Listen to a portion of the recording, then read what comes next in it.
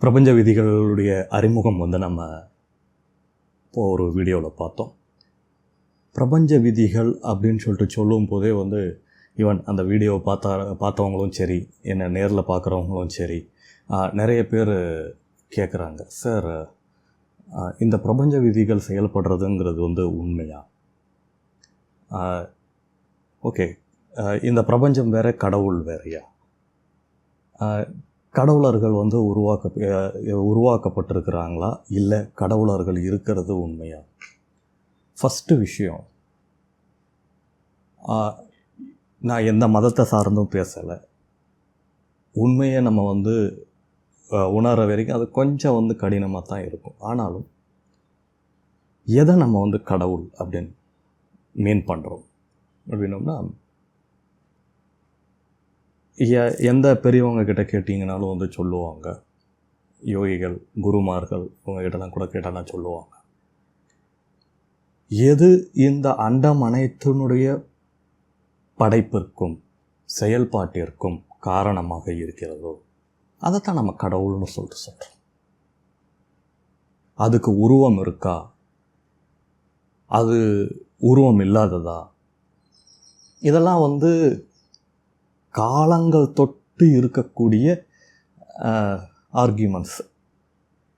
நம்ம உருவமுள்ள கடவுளை ஹிந்து மதத்தில் கும்பிட்றோம். மற்ற மதங்கள்லேயும் உருவமுள்ள கடவுள் இருக்குது. இஸ்லாமில் உருவம் இல்லாத எங்கும் நிறைந்தவரான ஏக இறைவனை அவங்க போட்டுறாங்க. ஸோ இப்போ நம்ம இதில் யார் கடவுள் அப்படின்ற ஆர்கியூமெண்ட்டுக்குள்ளேயே வரலாம். அது மிகப்பெரிய ஆர்கியூமெண்ட். அதுக்கெல்லாம் பதில் சொல்கிற அளவுக்கு ஒரு இதை எனக்கு கொடுக்கல. நம்ம அதுக்குள்ளே போகலை. ஆனால் இந்த பிரபஞ்ச விதிகள் அப்படின்னு சொல்லிட்டு ஒரு விஷயத்தை நம்ம எடுத்து சொல்லும்போது கண்டிப்பாக இதை பற்றி சின்னதாக ஒரு டச் கொடுக்கணும் அப்படின்ற மாதிரி ஃபீல் பண்ணேன். என்ன அப்படின்னா, என்ன இந்த டோட்டல் க்ரியேஷனுக்கும் யூஸ்ஃபுல்லாக இருந்துச்சு, எது இது மொத்தத்தையும் படைத்துச்சு அப்படின்னு சொல்லிட்டு பார்த்தீங்கன்னா, இந்த படைத்தல், காத்தல், அழித்தல், இந்த மூன்றுமே எந்த ஒரு விஷயத்தினால இயங்கிட்டு வருது. ஸோ நம்ம இந்து மதத்துலேயும் சொல்லுவாங்க, மும்மூர்த்திகள் படைத்தல், காத்தல், அழித்தல் 3 வேலைகளை மும்மூர்த்திகள் செய்துக்கிட்டு இருக்கிறாங்க. இந்த மும்மூர்த்திகளையும் படைத்த ஒரு விஷயம் இருக்கும் இல்லையா? ஸோ அதைத்தான் வெவ்வேறு பேரால் சொல்கிறோம். ஆதி மூலம் அப்படின்றோம். ஆதியிலிருந்த மூல ஒரு ஆற்றல், அது எல்லை இல்லாதது, அபரிமிதமானது, எல்லாத்திற்கும் ஆரம்பமானது, ஆதி அந்தம் இல்லாதது, முடிவும் தொடக்கமும் இல்லாதது. இந்த முடிவு தொடக்கத்தை பற்றிய கதைக்கு நான் அப்புறமா வரேன். இப்போ முடிவும் தொடக்கமும் முடிவும் இல்லாதது, அற்புதமானது, எல்லாவற்றிற்கும் காரணமானது. ஸோ இதை பற்றி நாங்கள் ஒரு வீடியோ செஞ்சுக்கிட்டு இருந்தோம் ஒரு 3-4 இயர்ஸ் முன்னாடி. அப்போ ஒரு விளக்கம் எழுத வேண்டிய ஒரு கட்டாயம் ஏற்பட்டுச்சு. அதில் என்ன எழுதணும் அப்படின்னோம்னா, எல்லாமே உருவாகிறது ஒன்றுமே இல்லாததுலேருந்து எல்லாமே உருவாச்சு அப்படின்னு சொல்லிட்டு சயின்டிஸ்ட் சொல்கிறாங்க. இதுக்கு பேர் எக்ஸ் நிஹிலோ அப்படின்றாங்க, கிரியேஷன் அவுட் ஆஃப் நத்திங். அப்போ கிரியேஷன் அவுட் ஆஃப் நத்திங் அப்படின்னா எப்படி அது பாசிபிள் அப்படின்னு ஒரு கேள்வி எழுப்புறாங்க. எக்ஸ் நிஹிலோ எப்படி பாசிபிள், நிஹிலிஸ்டிக் பிரின்சிபிள் அப்படின்பாங்க. இதிலேருந்து எப்படி பாசிபிள் அப்படின்னு சொல்லிட்டு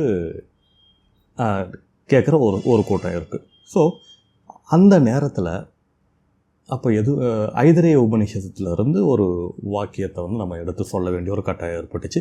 என்னென்னா, எல்லாவற்றிற்கும் காரணமான ஒரு மறைப்பொருள் உள்ளது. இந்த மறைப்பொருளை தான் நம்ம உருவம் வச்சோ இல்லை உருவம் இல்லாமையோ வணங்குறோம். எல்லாவற்றிற்குமே காரணமான ஒன்று இருந்தது, அது ஏதுமல்லாததுன்னு நம்ம அதை சொல்லவும் முடியாது, எல்லாம் உள்ளதுன்னு சொல்ல முடியாது. இதை விவேகானந்தர் கூட அடிக்கடி நிறைய இடத்துல உபயோகப்படுத்தியிருப்பார். அந்த இடத்துல வாக்குகள் புகா அங்கே வந்து வார்த்தைகள் கூட அந்த இடத்திற்கு எல்லாம் தாண்டி இப்போ இந்த பிரபஞ்சமெல்லாம் தாண்டி பார்க்கும்போது அந்த ஒரு இடம் இருக்குது, அது வந்து அங்கே வார்த்தைகள் மறைஞ்சி போகும். அங்கே வந்து ஃபார்ம் இருக்காது, ஃபார்ம்லெஸ் அப்படி இருக்காது. இதை நம்ம எக்ஸ்பிளைன் பண்ணவே முடியாது. அது வந்து இம்மெஷரபிள். இதை நம்ம உணர்ந்தவங்களால கூட வந்து அதை எக்ஸ்பிளைன் பண்ண முடியாது. ஏன்னா ஒவ்வொருத்தரும் அதை உணரணும். அப்படிப்பட்ட ஒரு விஷயம் இருக்குது.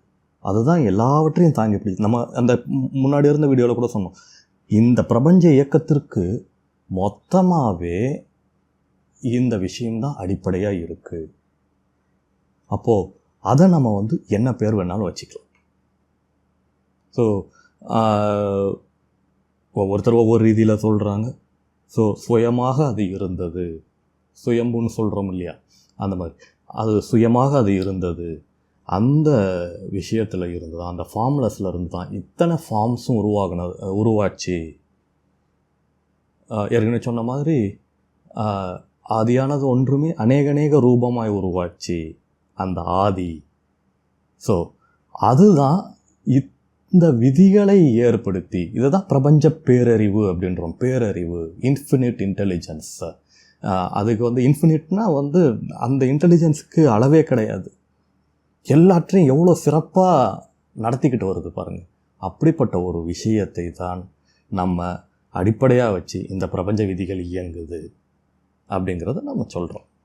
ஸோ என்னென்ன பிரபஞ்ச விதிகள்லாம் இருக்குது, அது ஒவ்வொரு விஷயத்தையும் சரியாகவே செஞ்சுக்கிட்டு இருக்கு. ஒவ்வொரு விதிக்கும் நான் நல்ல ஒரு எக்ஸாம்பிளோட ஒவ்வொரு விதியும் எப்படி செயல்படுது இந்த பிரபஞ்சத்தில், எந்த ரீதியில் அது நம்மளுடைய தனி மனித மேம்பாட்டுக்கு உபயோகப்படும் அப்படிங்கிறத வந்து நான் அடுத்தடுத்த வீடியோவில் சொல்கிறேன். அது வரைக்கும் இணைந்திருங்க. நன்றி.